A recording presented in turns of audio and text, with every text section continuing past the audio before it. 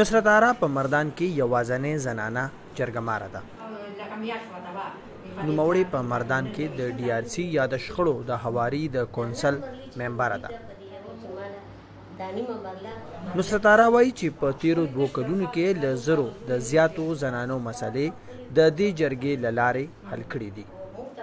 دلته موږ څوک پیژنو د هغې ایویډنس بنیاد باندې موږ لکه فیصلې کوو او د دواړو لکه فریقینو ترمنځ روغ راولو. دواړو فریقین امینت زاري ورته کوو چې په دغه باندې یو پوینټ باندې متفق شي، چې کله هغې متفق شي نو بیا هغه فیصله وشي.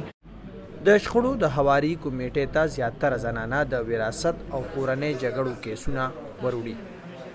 د شکایت کوونکو په وینا چې هغوی د نارینو په نسبت زنانو ته خپلې مسلې په اسانه ویلی شي.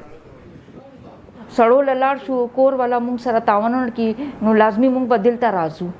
دې ځای نه مونږ نور چېرته به ځو بیا او دلته مونږ امید لرو چې دا مونږ سره تعاون وکړي، زموږ مدد وکړي. نصرت آرا وایي چې د تیرو 2 کلونو په نسبت سخت کال DRC ته د زنانو شکایت کوونکو شمیره زیاته شوې ده. زیاتر دلته چې کم راځي کیسز د زنانو حوالې سره هغه د وراثت په حوالې سره چې وراثت کې هغې ته حصه نه ملاویږي.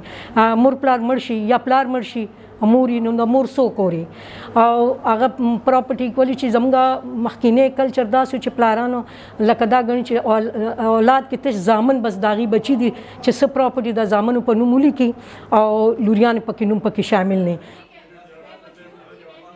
په خیبر پښتونخوا کې په عدالتونو د بوج کمولو لپاره په هره غټه تاڼه کې د DRC په نوم د شخړو د هواري یوه کمیټې وي چې پکې ځایي مشران ممبران وي.